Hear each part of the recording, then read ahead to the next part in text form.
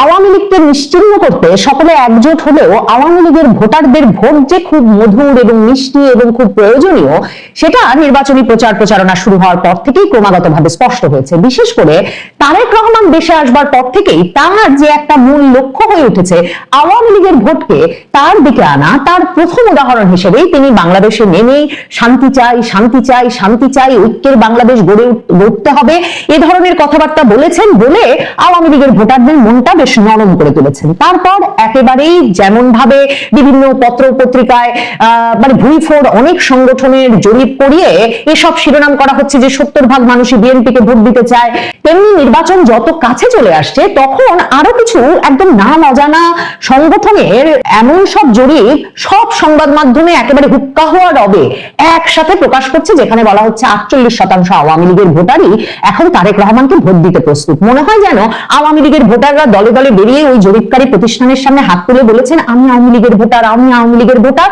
এবং আমি তারেক রহমানকে ভোট দিতে চাই, আমি তারেক রহমানকে ভোট দিতে চাই। আর তারা টিক দিয়ে বলে দিয়েছেন, জানিয়ে দিয়েছেন 48% ভোটার আওয়ামী লীগের, তারা রাজি এখন তারেক রহমানকে ভোট দিতে। এসব হাস্যকর ঘটনা যখন ঘটানো হচ্ছে তারেক রহমানের বাক্সে আওয়ামী লীগের ভোট নিয়ে যেতে, তারেক রহমানও আরো নানা রকম খেলা খেলেছেন। তিনি টাইম ম্যাগাজিনকে যে সাক্ষাৎকার দিয়েছেন, সেই টাইম ম্যাগাজিনের সাক্ষাৎকারে সাংবাদিক স্পষ্টত লিখেছেন তিনি আওয়ামী লীগের রাজনৈতিক কার্যক্রমে নিষেধাজ্ঞা তুলে নেওয়া হবে কিনা সে প্রশ্নের উত্তর দিতে রাজি না হলেও তিনি বলেছেন একটা তাত্ত্বিক কথা। তিনি বলেছেন তিনি কোন রাজনৈতিক দলের উপরেই নিষেধাজ্ঞা পছন্দ করেন না, কারণ আজকে যদি আওয়ামী লীগের উপর নিষেধাজ্ঞা হয় বা আজকে যদি আপনার দলের উপর নিষেধাজ্ঞা দেওয়া হয়, কালকে তো আমার দলের উপর দেওয়া হতে পারে। মানে এমন একটা তত্ত্ব কথা তিনি বলেছেন যেন মনে হচ্ছে তিনি বুঝতেই পারছেন না এটা কোন দেশে কোন পরিপ্রেক্ষিতে এমন প্রশ্ন করা হচ্ছে। কিন্তু তাতেও আওয়ামী লীগের অনেক ভোটাররা বেশ মানে চমকে উঠেছেন, তারা ভাবতে শুরু করেছেন এটা কি কোনো ইঙ্গিত যে আওয়ামী লীগের সঙ্গে তারেক রহমানের কোনো কথাবার্তা চলছে। ওদিকে কিন্তু শেখ হাসিনা কি বলছেন সাক্ষাৎকারে, অনেক ক্ষেত্রেই তো সেগুলো বাংলাদেশের সংবাদ মাধ্যমে তারেক রহমান কি বলছেন তার মতো করে তো আর প্রচারিত হয় না। শেখ হাসিনা কিন্তু একথা সাক্ষাৎকারে বলেছেন বিভিন্ন সময় যে 32 নাম্বার ভাঙতে সবার আগে গিয়েছে যুব দলের ছেলে। মনে রাখতে হবে যে এইসব স্লোগান তো হয়েছে যে তার ভাইয়া তোমায় কথা দিলাম, 32 নম্বর দখল নিলাম, কাজেই সেসব মনে করিয়েছেন। শেখ হাসিনা বলেছেন যে বিএনপিকে নিয়ে তার সবচেয়ে বড় সমস্যা হচ্ছে বিএনপি সবসময় গিয়ে চরমপন্থীদের সাথে হাত মেলায়, মানে জামায়াতে ইসলামীর মতো দলগুলোর সাথে হাত মেলায়, তারা তো সরকারই গঠন করেছে একসাথে। এবং শেখ হাসিনা মনে করিয়েছেন যে এই যে তারেক রহমান, তার বিরুদ্ধে দুর্নীতির অভিযোগ এমনকি এফবিআই এর কাছে আছে, মার্কিন যুক্তরাষ্ট্রের কাছে তার বিরুদ্ধে সব মানে দলিল দস্তাবেজ আছে। সজীব ওয়াজেদ জয় আমেরিকায় বসেই মনে করিয়েছেন যে এফবিআই এর এমন সব অভিযোগের ভিত্তি এবং মানে প্রমাণাদি আছে তারেক রহমানের বিরুদ্ধে যে মার্কিন যুক্তরাষ্ট্র যেমন চাইবে তারেক রহমানকে তেমন পুতুল সরকারের মতো নাচাতে পারবে। শেখ হাসিনা এটাও মনে করিয়েছেন যে 17 বছর ধরে একটা বিলাসী জীবনযাপন করে লন্ডনে তিনি হঠাৎ করে যখন পদ পেয়েছেন চলে এসেছেন, কাজেই তাকে নিয়ে বিরাট আশাবাদের কোনো কারণ নাই। সেটা তিনি প্রমাণ দিচ্ছেন যে শহরে এরই মধ্যে মেডিকেল কলেজ আছে, সে শহরে গিয়ে তিনি বলছেন তিনি মেডিকেল কলেজ করে দেবেন। তারেক রহমান যে শহরে চিনিকল নাই সে শহরে গিয়ে বলছেন এবার তিনি চিনিকল খুলে দেবেন। আর সেই 70-80 দশকের মতো এখনো খাল খননের স্বপ্ন দেখছেন। এসব তো আছেই, এসব প্রসঙ্গ থাক, কিন্তু তিনি এরপর সর্বশেষ ভোট তার কবজায় নিতে, আওয়ামী লীগের ভোট তার ব্যালট বাক্সে ঢোকাতে সর্বশেষ যে তোপটা দেখেছেন, মানে যে ওষুধটা তিনি প্রয়োগ করতে চেয়েছেন, সেটা হচ্ছে রয়টার্সকে সাক্ষাৎকার দিয়ে তিনি বলেছেন যে জামায়াতে ইসলামী জাতীয় সরকার গঠনের যে প্রস্তাব দিয়েছেন তারা কোনোভাবেই জামায়াতে ইসলামীর সাথে কোনো সরকার গঠন করবে না, কারণ তাহলে বিরোধী দলে থাকবে কে।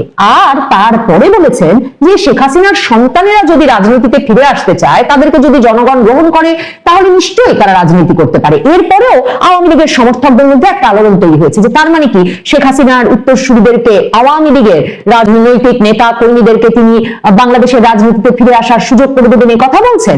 আসলে তিনি কিন্তু সবই তাত্ত্বিক কথা বলেছেন, মানে জনগণ যদি চায় তিনি ফিরে আসার সুযোগ করে দেবেন। আর ওই যে জাতীয় সরকার জামায়াতের সাথে গঠন করবেন না বলেছেন, সেটাও আওয়ামী লীগকে এক রকমের টোপ দিতে আওয়ামী লীগের ভোটারদেরকে যে না না একটা চরমপন্থী বা একটা কট্টরপন্থী দলের সাথে আমরা যাচ্ছি না, আমরা প্রায় আওয়ামী লীগের মতো, কাজে আপনাদের আমাদেরকেই ভোট দেওয়া উচিত। জেনে শুনে তারেক রহমান এই কাজ করেছেন। তিনি জানেন তার জাতীয় সরকারে জামায়াতে ইসলামীকে না নিয়ে, ক্ষমতার ভাগাভাগি না করে কোনো উপায় নাই, 3 দিনও তিনি সরকারে থাকতে পারবেন না। আর জামায়াতে ইসলামী যদি তারাই জিতে আসে, তাহলে তারা বরং তারেক রহমানকে কোনো ঠাঁই দেবে কিনা সে সন্দেহও আছে। এসব মিলিয়ে যখন পরিস্থিতি এমন যে তারেক রহমান একটা একটা করে টোপ ফেলছেন শুধু মানে আওয়ামী লীগের ভোটটাকে নিজের পক্ষে টানতে, যেমন ধরেন মির্জা ফখরুল ইসলাম আলমগীর, তিনি ঠাকুরগাঁয়ে রমেশ সেন আওয়ামী লীগের যেই মন্ত্রী মারা গেলেন সদ্য কারাবন্দী অবস্থায়, তাকে রীতিমতো গ্রেফতার করতে ঢাকা থেকে পুলিশ পাঠিয়েছিলেন, মানে যাতে তার এলাকার আওয়ামী লীগ নেতা, যিনি সৎ এবং মানে ভীষণ জনগণের একটা মনের মণিকোঠায় স্থান পাওয়া এক নেতা, স্থানীয় নেতা, তাকে গ্রেফতার করার একেবারে সুবন্দোবস্ত করে দিয়েছিলেন যে ফখরুল আলমগীর, সেই মির্জা ফখরুল ইসলাম আলমগীর কিন্তু এখন সেই এলাকার ধর্মীয় সংখ্যালঘুদের ভোট, আওয়ামী লীগ ভোটারদের ভোট পেতে একেবারে রমেশ সেনের মৃত্যুর পর শোক জানিয়েছেন। শুধু তাই নয়, শোকাভিভূত অবস্থায় ওই পরিবারের সঙ্গে দেখাও করতে গেছেন।